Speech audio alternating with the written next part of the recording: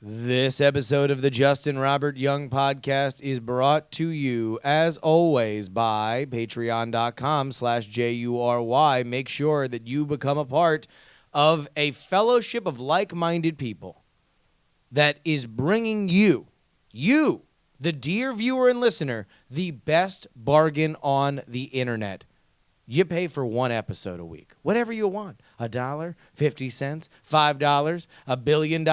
Man, I ain't your dad. Do what the hot hell you want. But then you get that hour. That hour. It's yours. What's more? You get 3 more hours. Yeah, that's it. The Justin Robert Young podcast, followed by 3 episodes of Politicsx. It is all you. It is all for you, my friends.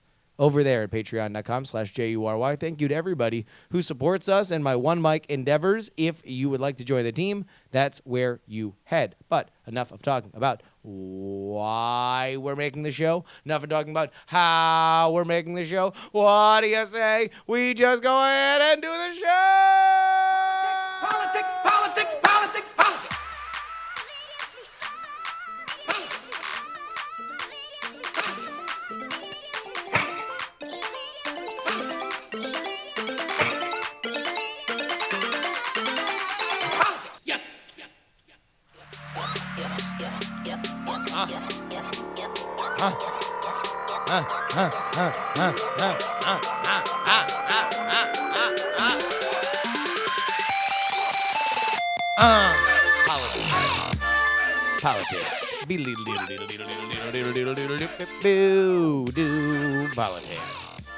Hi, friends. Welcome.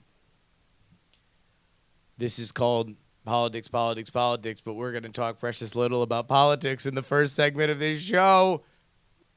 Might as well be called CNN. Oh, my friends, come into my sweet confectionery. There we will have the most delightful treats. Oh, here's my favorite. It's just been whipped up this morning. It is angry, self-loathing CNN.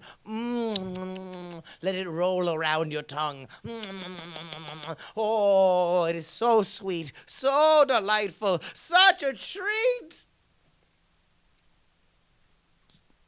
Y'all have no idea what's going on CNN this morning. It has been a meltdown.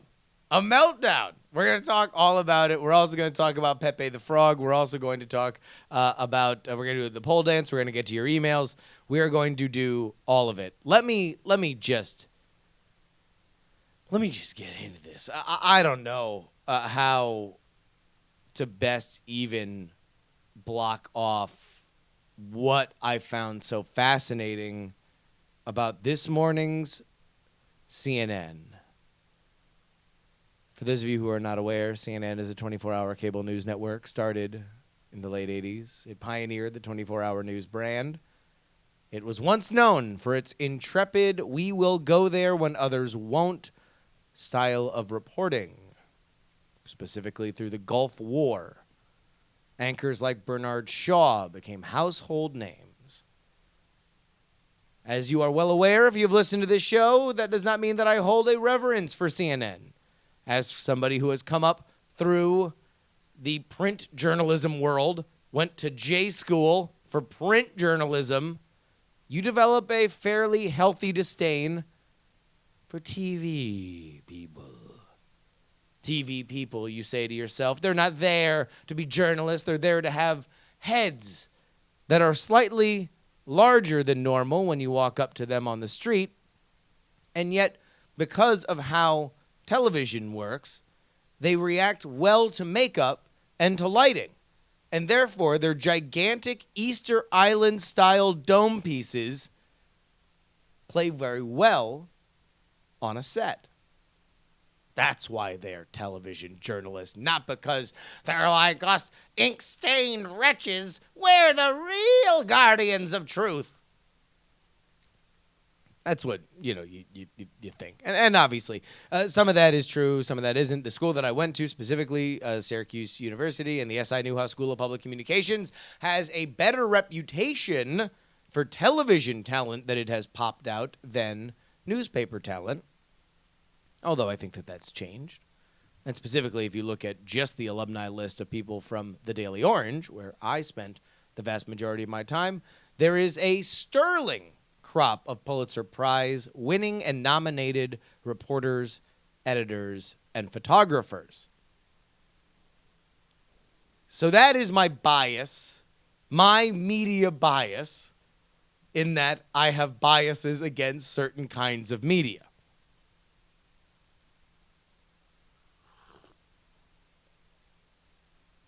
But allow me, by the way, people in the chat room are making fun of me for bringing up the SI Newhouse School of Public Communications. And believe you me, I do not mention it in a way to big up myself. I think it's really, really funny that they have to own this show. That if they can't just own all the good people that have come out of that school. No, they can't just own all the Mike Tiricos. They can't just own all the Marv Alberts. No. If you want to be We Create media stars, then you have to own Syracuse University, SI Newhouse School of Public Communication. You have to own this show. This show, the Politics program, wherein we posit that politics is a circus and we are the rodeo clown dealing drugs in the parking lot. You gotta own it. So here we go. This is what happens on CNN today, because last night, since we last spoke, by the way, this is the September 16th, 2016 edition of the program, an issue that had been kind of bubbling wound up bubbling to the surface. And that is the fact that Donald Trump made headlines 4 to 5 years ago by being a mouthpiece for a very specific cause. He wanted to talk about the theory, I will even go so far as to call it a conspiracy theory, because it would have involved multiple people willfully deceiving the public, as a conspiracy is, that Barack Hussein Obama, our president, 44, was not legally allowed to be president because he was not born in Hawaii, he was born in Kenya. Where did this issue come from? Well, 8 years ago, when Barack Obama first burst onto the scene, there is something that happens to fast-rising political stars. And that is, you all of a sudden have hordes of people. The wolves descend on your life, and they try to find anything possible because you are about to assume the most powerful role in the country, and some might say the world. So now all of a sudden, the hunger for everything about your life is gigantic. Now with that, like anything that is reported on very, very quickly by a lot of people, there is information and there is misinformation. There are facts and then there are exaggerations. One of the memes that came out of it was that, and I forget what came first, the chicken or the egg on this, but there were questions about what then student Obama or prospective student Obama listed on his college transcript as where he was born. And then that led, or it was the opposite way around, that led to a question of where he was actually born. There were two kind of concurrent conspiracy theories, but they fed into each other. Because if one was true in that he might have fraudulently listed on a collegiate application that he was born outside of the country, so he might be easier to gain admittance, then the question is, well, was he really born outside of the country? Now, I got to be careful about how I phrase this, because I am repeating conspiracy theories, right? And I know far more evidence to say that none of these are real than I know of evidence to say they are fake. This is another thing that I just have a general problem with whenever we get into these kinds of, I think it rankles people when you say, this is a lie, this is not a lie. Because I'm kind of a scientific method sort of dude. Nothing is absolute. We have the best understanding of the facts that we have in front of us, but, I know a lot more evidence to say that Barack Obama was born in America than I have evidence to say that he wasn't. And this isn't me trying to be controversial on this or trying to leave a little window open. This is my life. I know far more evidence. I have far more evidence that we're breathing oxygen than I do not. This is not, I'm not trying to make it a thing here, but just so everybody knows.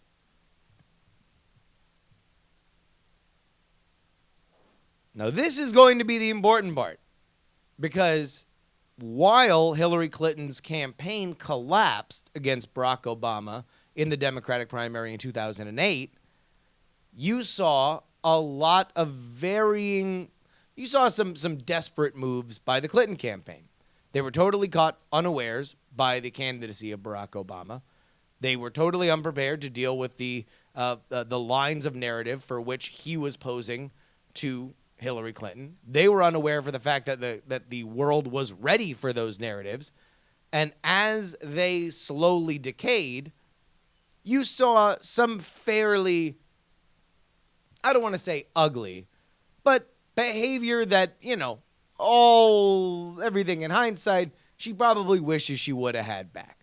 Part of this was like the 3 a.m. phone call, that kind of those commercials. And there were elements around the campaign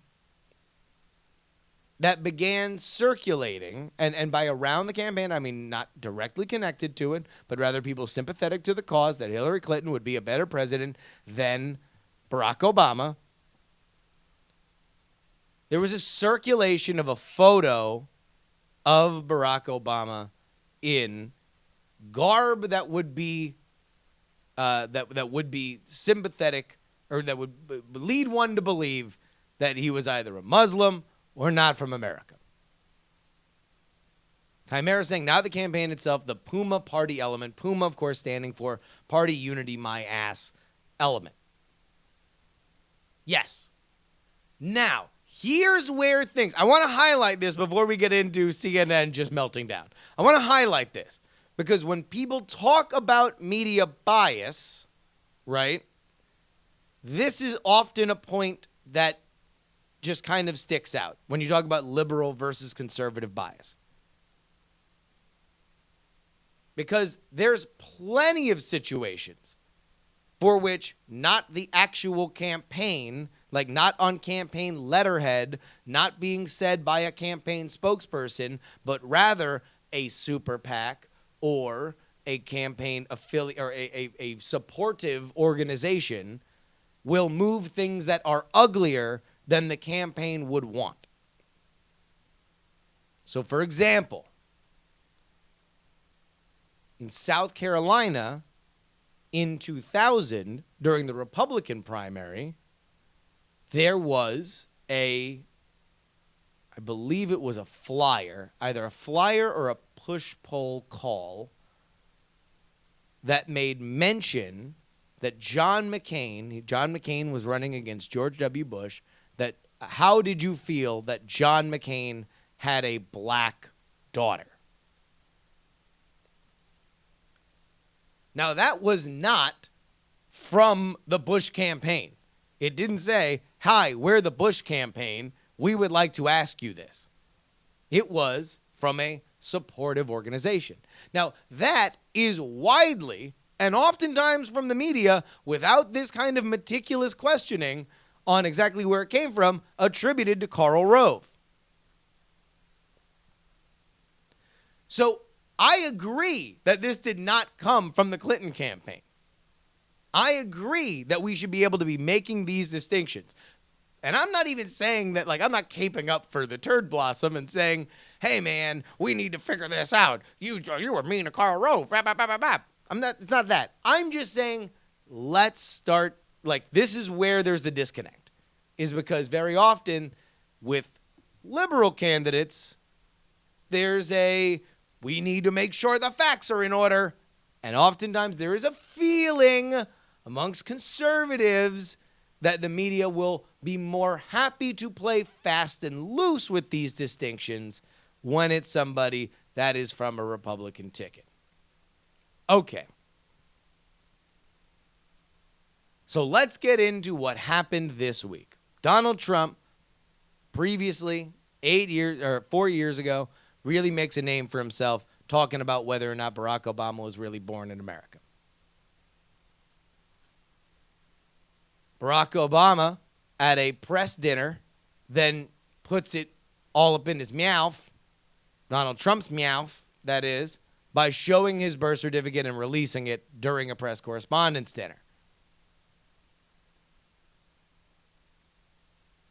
That seemingly puts an end to the conversation. But now that Donald Trump is the Republican nominee for president, this has come back up again. He has dodged the question, said that he doesn't want to talk about that anymore because if he starts talking about it, it's all that anybody's ever going to talk about. Then he's asked by, I believe it was Maria Bartiromo on Fox Business, hey, are you going to talk about this? Are you going to put it to bed that Barack Obama was born in America? He says, well, we got to keep the suspense going on that. And here's where my experience with CNN begins. Because Donald Trump's campaign tells CNN, I'm going to address, out of my mouth, the birther issue. The previous night, Trump's campaign released a statement saying that Donald Trump equivocally believes that Barack Obama was born in the United States. Not enough. Got to come out of Trump's mouth. Trump's campaign believes, according to CNN, as I wake up, that the Trump campaign, needs to move this on or else it'll hang over the campaign and it won't let them focus on other stuff. Okay, cool. So Trump has an event at a new hotel that he has built, or maybe just licensed his name to, I'm not sure, in Washington, D.C. And that's when we go live on CNN. After the introductions, here comes Donald Trump, the chyron at the bottom, Donald Trump to address birther issue during press conference. Comes out, does some Trump stuff. We'll get some Trump ASMR. Then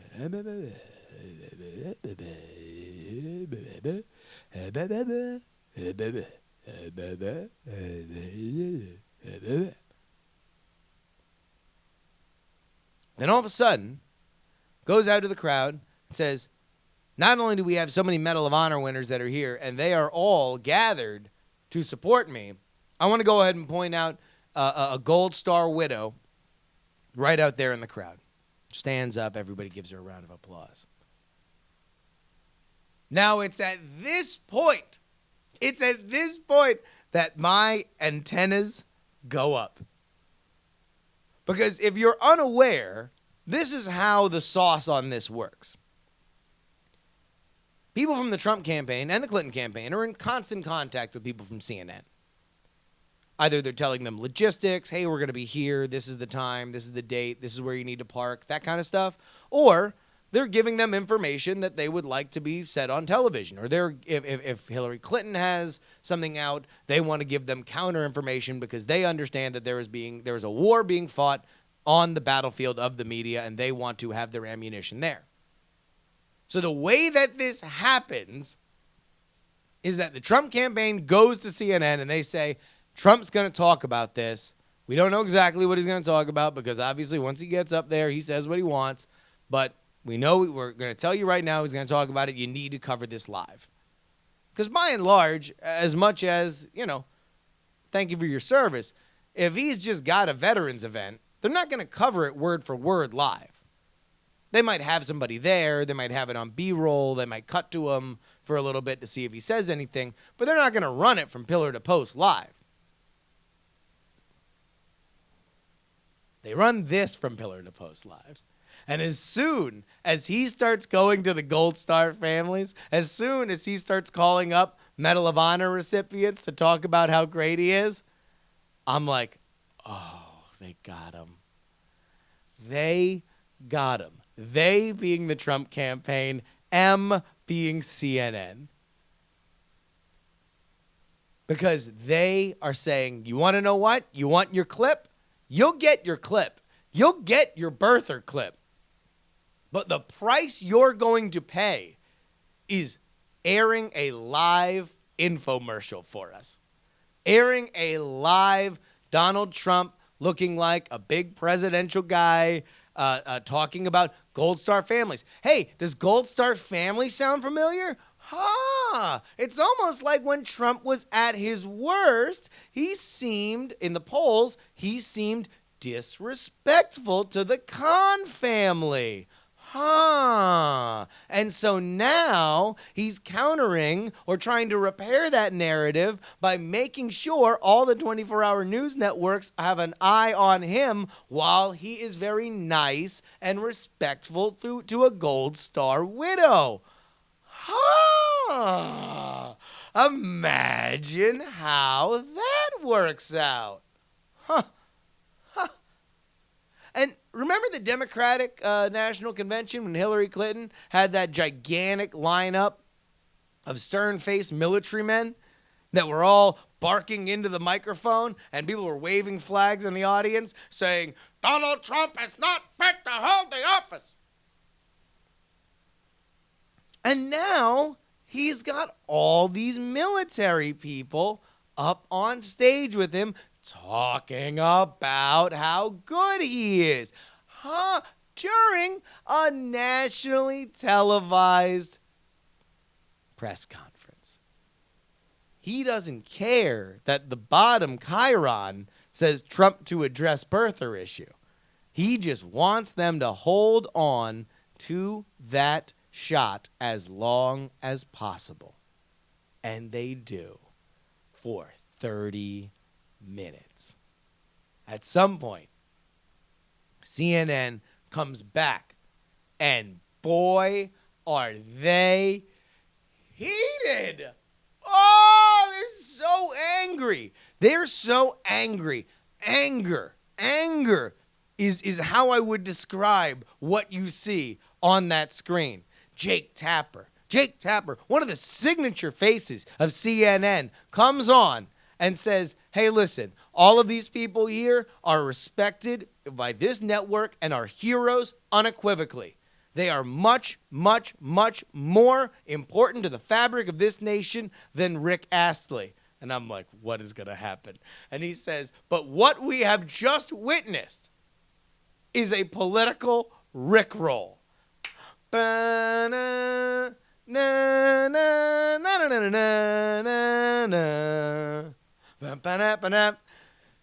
He says it twice. They come back to him again after they're angry. So they just spend about 10 minutes lighting into the Trump campaign because they got worked, bro. They got worked, and they worked themselves into a shoot. Because they are pissed off. And all of a sudden, they keep it on that press conference. Donald Trump comes up to the microphone. Now, I'm not going to lie to you and tell you that I saw this live, because at that time, I realized I had coffee brewing. So I walked over to go get coffee and came back. And within that 30-second movement, I missed Donald Trump saying the one thing that I had watched for 45 minutes for him to say. Donald Trump says, a lot of you may be aware that in 2008, Hillary Clinton started the birther movement. Now, here's little semantics.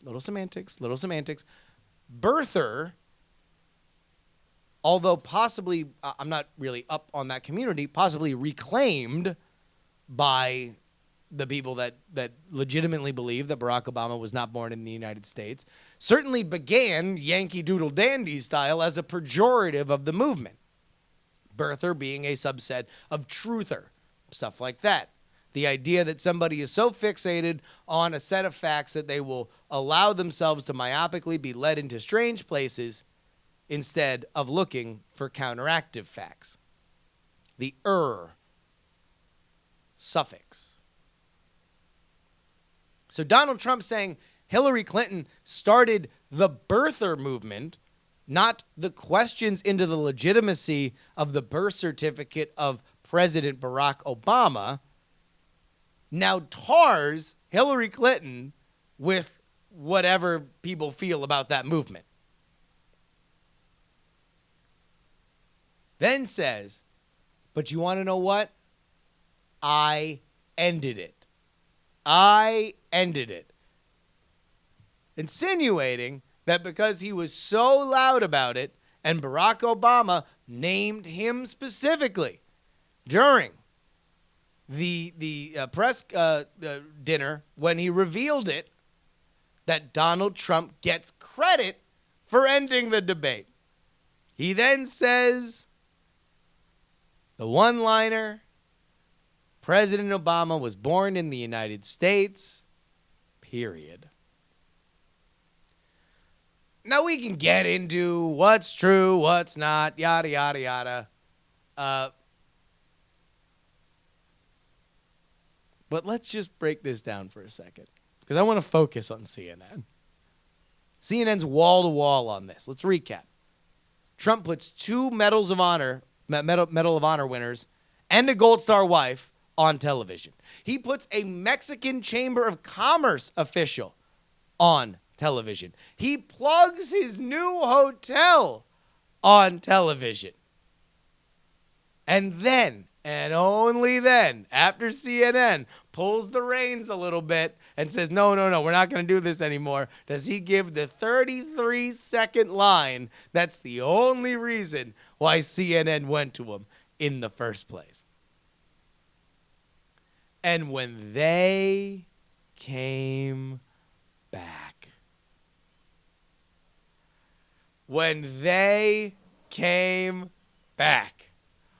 oh, it's like somebody pissed in the hornet's nest. Oh, man, were they angry. And they went to everybody. It was like in baseball between batters, they'll just like wing it around the diamond, like first to third to second to first to third. Like it's just one of those like pitch and catch drills. It was quick.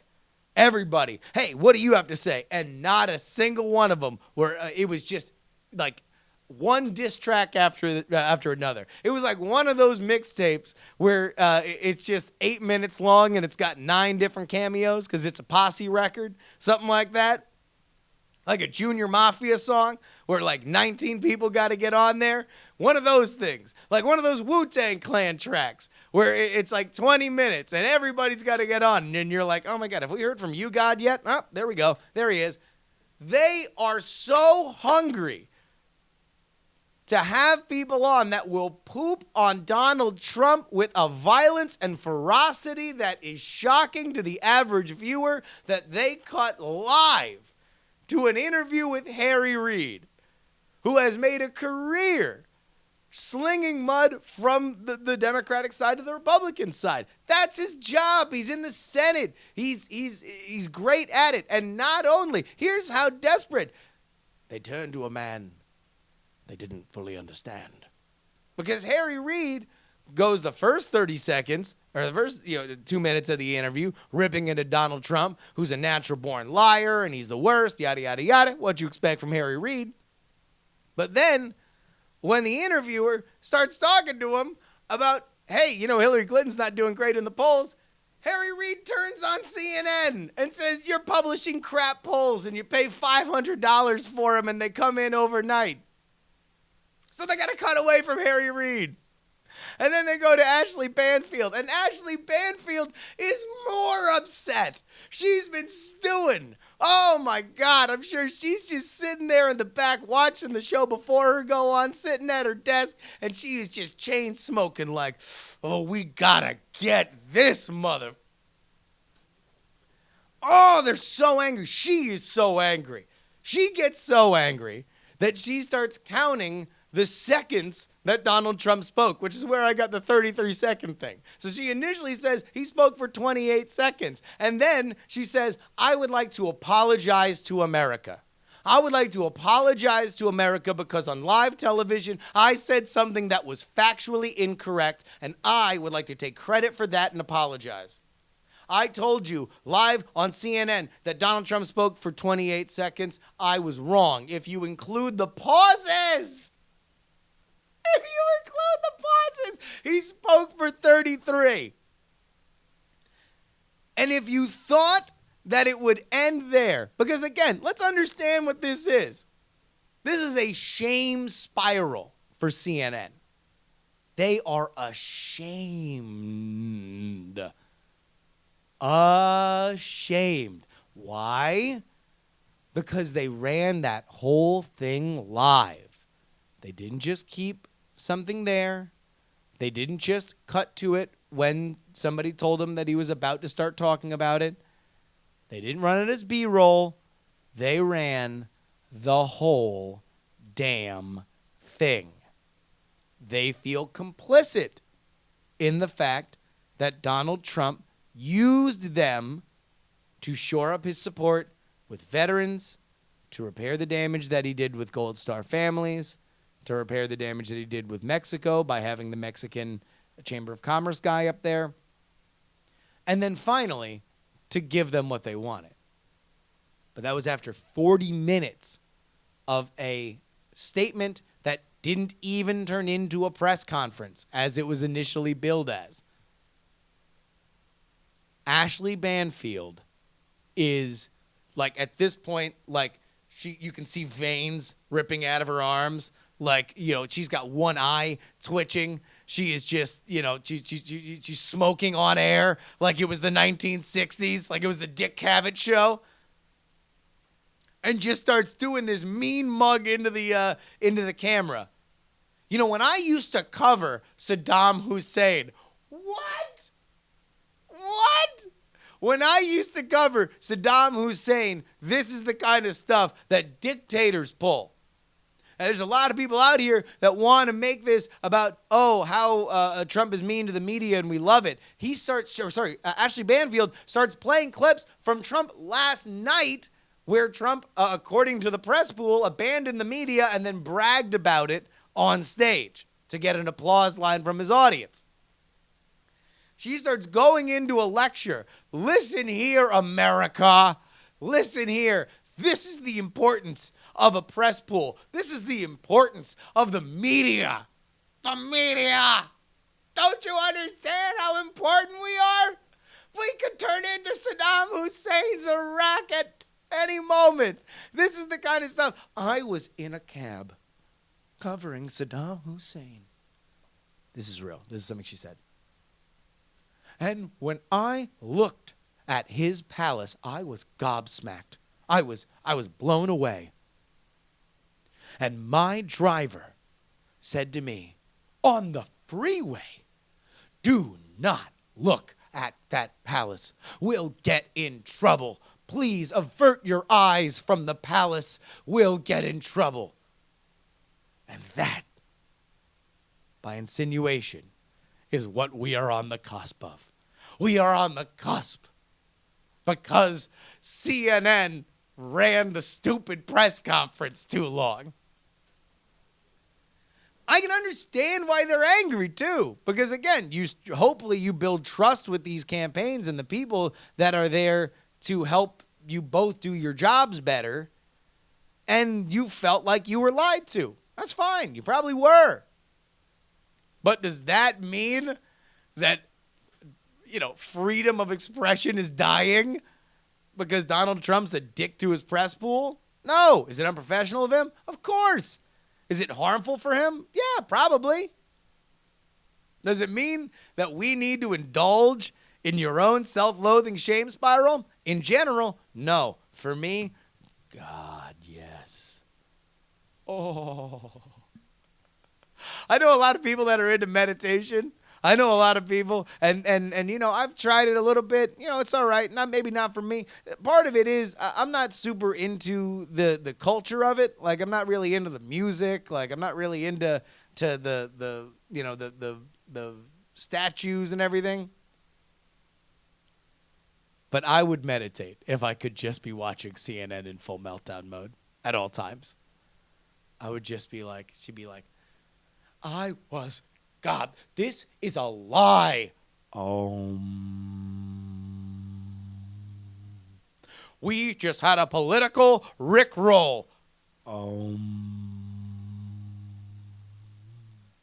This is the most shameful spectacle I have ever. I was in my heaven. I love it. I love it like Molly Shannon's character. I love it. Oh, okay. All right. There we go. I've got it out of my system.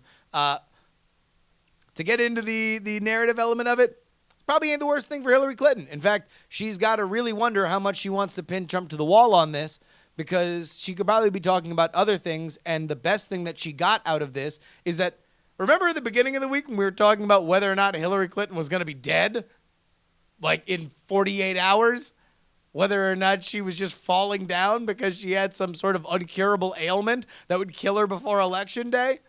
Well, now we're not. Now we're talking about Donald Trump and whether or not Barack Obama was born in America. So, in hindsight, probably not that big of a deal for her. I'll tell you what'll make you feel better. The Contender at thecontender.us. We actually just got a review from Board Game Trends. Let me make sure that I get this right. Board Game Trend. They rated The Contender 90 out of 100. They did a nice little video about it. They played the game, played through it. They rated it. So just so you know, man, I'm not just blowing smoke because I invented the game. The game's good. It is a good game. Go ahead and find out that review on at Contender Game on Twitter, or you can find it on my own at Justin R. Young on Twitter. And buy the game at thecontender.us, now shipping to Australia. I think we might do a little special thing too coming up. So if you've been on the fence about buying it, now's going to be the time, because I think we're gonna ship some debate kits. We're gonna pack in a little extras, little something extras for everybody. So let's go ahead. Oh, also stickers. Oh, here, let's go ahead and just here we go. The Contender, folks. There we go. Go ahead and buy it. It's a fun time. Also, stickers or DIAF is where you get your sticker packs. I think we might do. Man, we got a great sticker from. We got a great sticker from, or a sticker logo from a listener for the Hill Dogs. So maybe we'll do a Trump and Hillary political pack for the Contender. For stickers or DIAF coming up. Otherwise, get our Diamond Club back. It's all the Diamond Club logos as illustrated by Carter Johnson. Stickers or DIAF.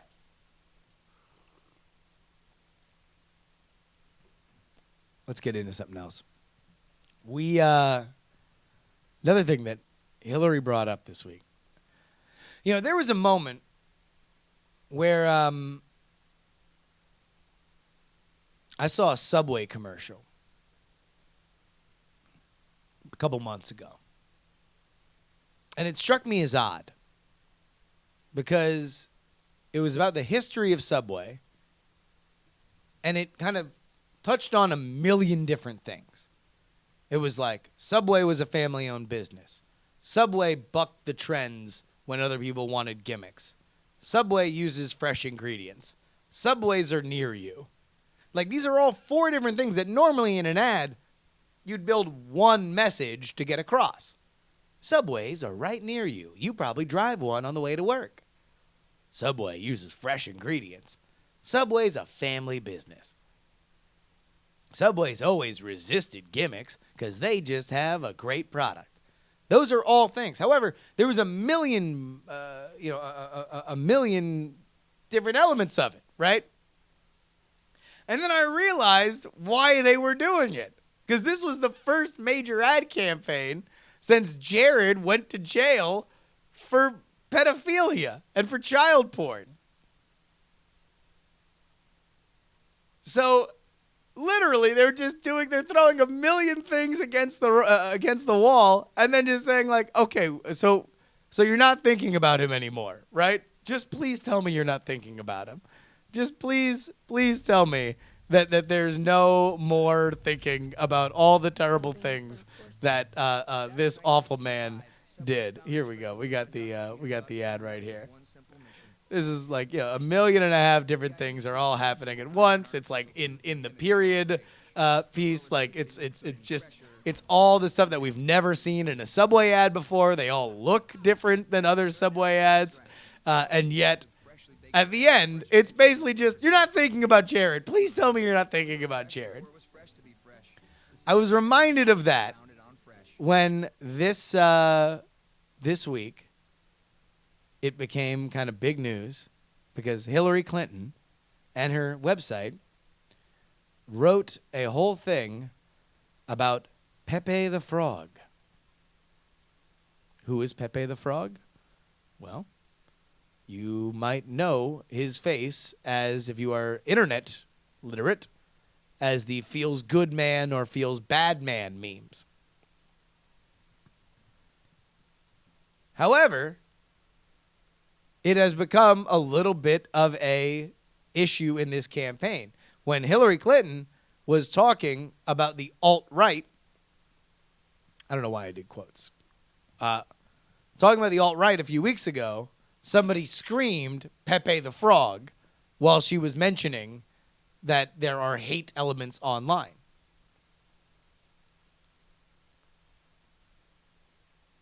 This became an issue, or at least it was a news peg for the Hillary Clinton website, because Donald Trump Jr. and Roger Stone tweeted a meme picture of the deplorables in the style of the Expendables, the Sylvester Stallone picture, which featured a lot of Trump and the Trump surrogates kind of in that big group shot. And one of the people right behind Donald Trump was Pepe the Frog in a Trump wig. So let's go ahead and read this little article from Hillary Clinton's.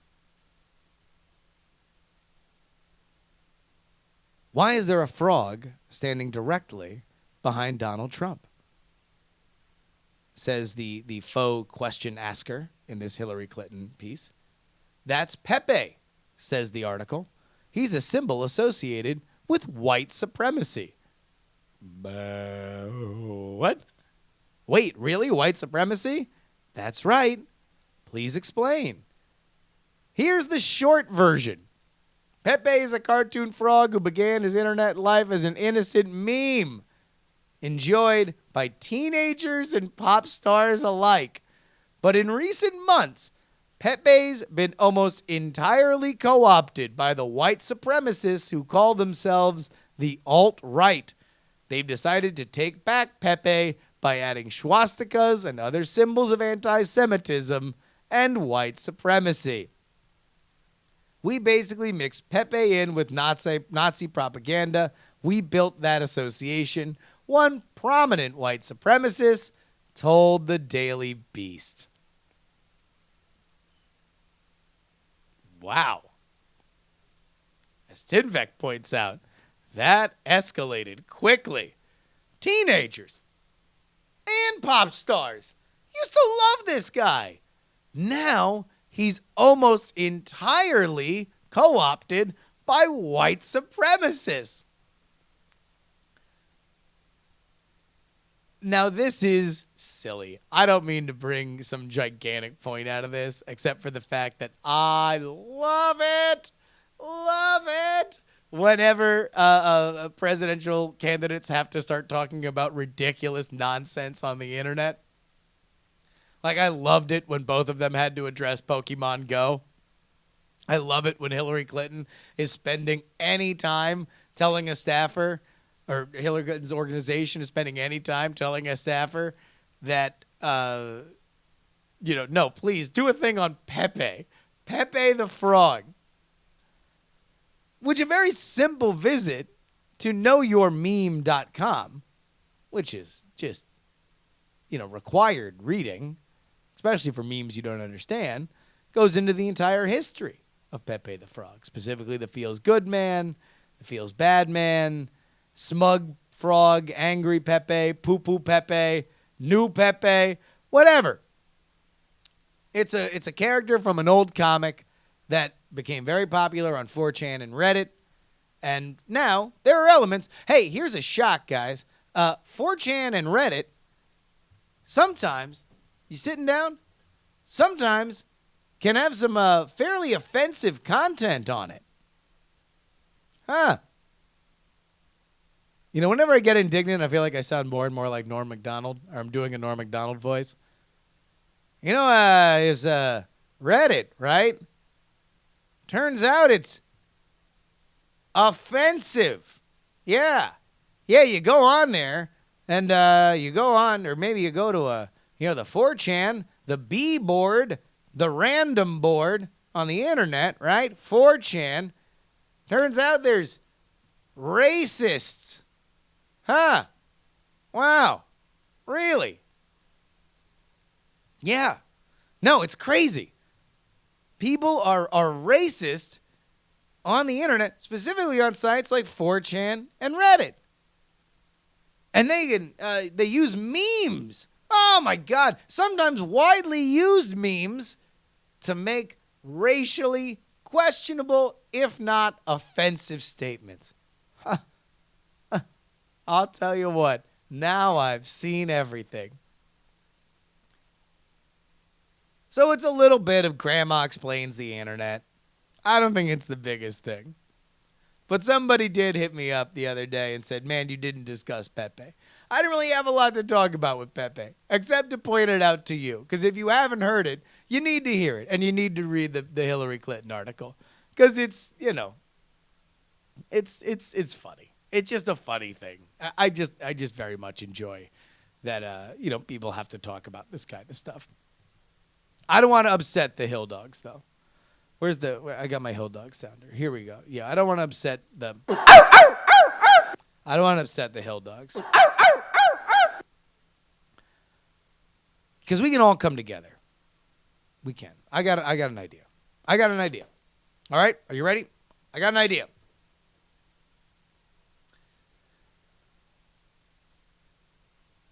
What do you say we go out tonight? All right, listen, all of us in America, let's just go out and let's just all go hang out. Let's all go. Okay, here we go. What do you say we just go to a bar, right? Oh, you want to get all dressed up? Yeah, let's just do something a little special, right? Let's just do a little what do you say we go hit a gentleman's club? What do you say we go and have ourselves a state of Colorado? Get on the floor if you got that booty.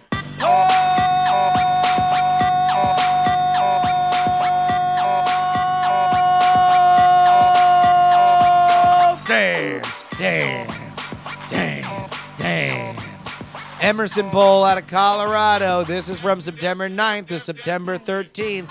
With 600 likely voters surveyed, a 3.9% margin of error. In fourth place.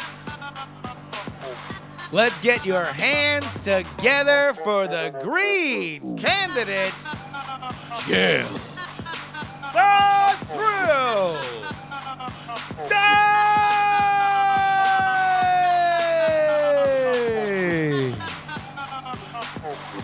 With 13%. Smoke him if you got him. The Kush might be too loud, but his poll numbers are getting higher as well. Ladies and gentlemen, put your hands together. See if you can wrap them around.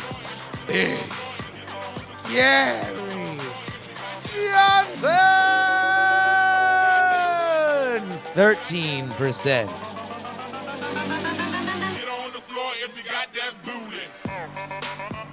In second place, we have, with 38%, Hillary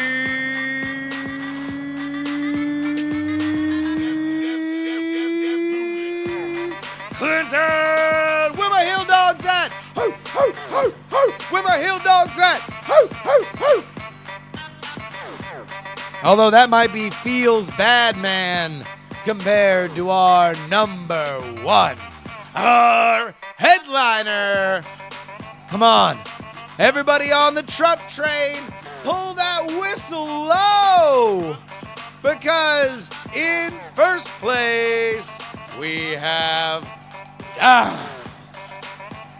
yay! Trump! Woo woo! Trump! Woo woo! 42%. That is a Trump lead of +4 in the first poll he has led in Colorado in many, many months. Remember, we were looking at a state like Colorado as a state that he needs to win. Hillary Clinton doesn't need to win it. Trump needs to win it, especially if he's going to lose Pennsylvania. Remember, you can email us, theyoungamerican@gmail.com. Again, theyoungamerican@gmail.com. We are going to go to our tortured metaphor. By the way, thank you to everybody who is sending along their tortured metaphors. These are amazing. This one comes via Aaron Traffis, but it is at Josh Marvine on Twitter. The iPhone doesn't have a headphone jack, but the galaxy literally explodes is the perfect metaphor for this election. Tortured though it may be. Thank you very much to Josh Marvine via Aaron Traffis. Jeremy Lusk writes, Joe wrote in on Monday to imagine one of the candidates promising to spend only one term in office and not to do anything but keep the train rolling. Well, I'm writing in to say that we had that candidate, and his name was Larry Lessig. His campaign promises were simple. Hold Congress accountable, or hold Congress hostage by vetoing everything they sent to his desk until they did three things: pass campaign finance reform, undo gerrymandering, and abolish voting restrictions. Basically, give us back our democracy and then drop the mic and resign. Clearly, this didn't work. Despite raising more money in a month than Webb or Chafee did for their entire campaigns, the DNC did not take him seriously. They kept him off the debate stage, and he withdrew from the race in November. I will point out, as Jeremy did, that Lawrence Lessig was the only person who was running that actually held up cards from the contender, which I was very, very, very happy about. Lawrence Lessig, of course, somebody who is well known amongst the tech sphere for a lot of his work in terms of digital freedoms and stuff like that.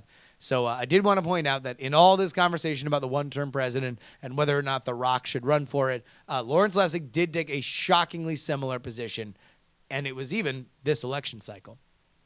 Jonathan W. writes, it's Thursday night, so I logged into place my bet for the Jets to win, and I noticed that according to BetUS, they aren't taking any action on Gary Johnson, yet Michelle Obama has a 10,000 to 1 shot.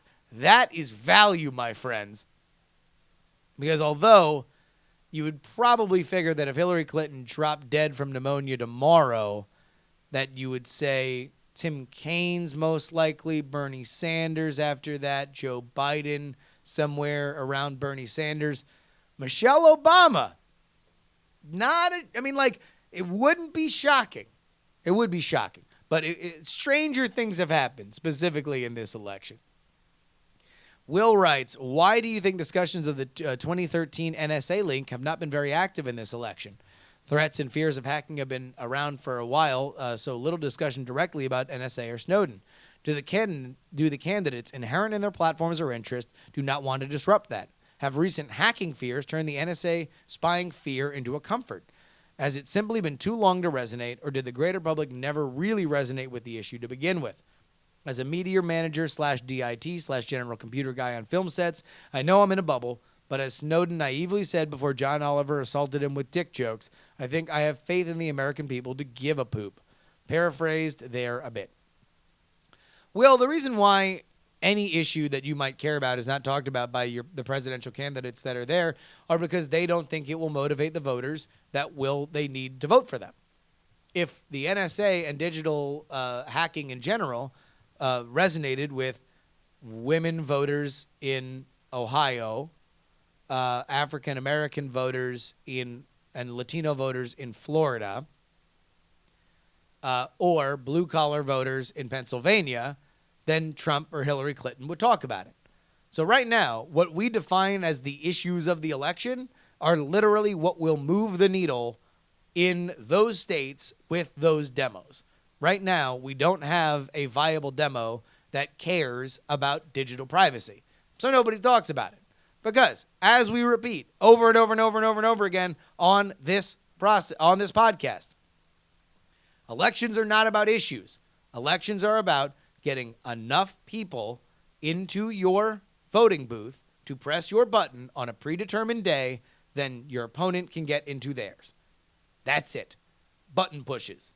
How do you motivate button pushes? By talking about the issues that are important to the people that need to push your buttons in the states that matter. That's it. Will that change? Who knows? I mean, for as much as people care about personal privacy, eminent domain never really seems to break out into the mainstream, aside maybe on issues when Republicans are talking about the kinds of Supreme Court justices that they'll appoint. So I look at digital privacy as kind of a wonkier, younger version of eminent domain. So I think it'll always be in the background, but I don't think it will ever necessarily be a wedge issue or an issue that either candidate will spend a tremendous amount of time talking about. Maybe in a primary, though. You know, I think that we could see the super digital conservative primary candidate next year should Trump lose. And maybe at that point, you'll see something like that. Like basically, like Rand Paul never really got there this election cycle, but, you know, maybe he will going forward. Blake writes, I thought during this last Wednesday show, you and Brian were discussing the Libertarian Party. As I understand, they believe in the smallest, most efficient government possible, sort of a live and let live policy. Where do they fall on those with disabilities and mental health? I can't seem to find a definitive answer anywhere. I am myself legally blind, which is probably why I'm having trouble finding an answer to this. I don't know if it's a joke, but if it is a joke, that's kind of funny. And 2 of my siblings were born with mental disabilities that prevent them from doing most jobs. We either have relied or currently rely on government programs to help make ends meet. Do you, perchance, know of what might happen to those programs if Gary Johnson would be elected? I don't, and I'm not a spokesman for the Libertarian Party, and I don't know his particular platform well enough to speak for it. I will say in general that many libertarians that you talk to will usually fall under the little L or the big L kind of way of libertarianing. The big L people, oftentimes for my taste, can be a little bit more anarchistic than I am personally. And some of them are like, just torch everything and then let's see what builds up in its wake. Little L people more are on the lines of, it's not that everything needs to go. It's this that we need to start taking a critical eye to everything.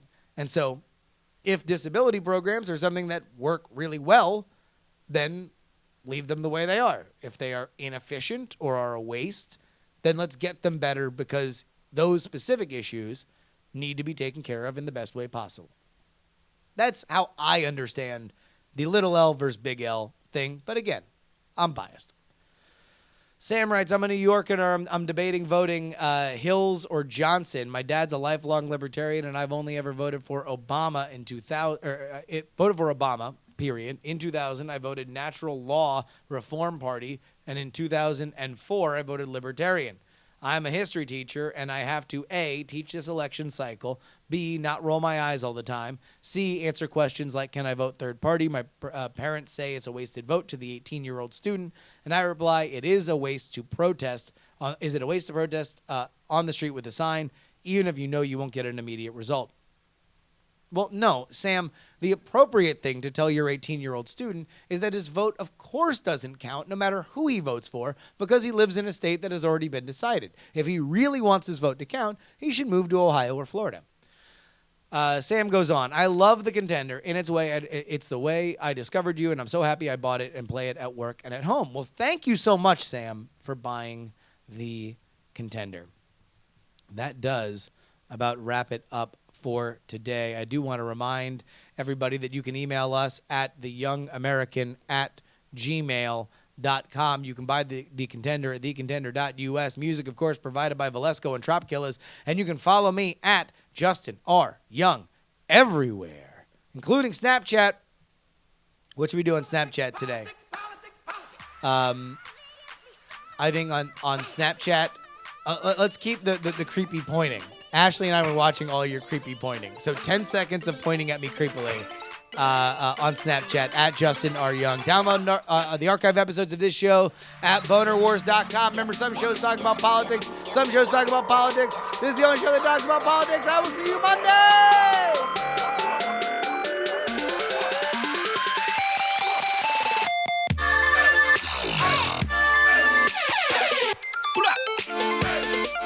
Diamond Club hopes you have enjoyed this program.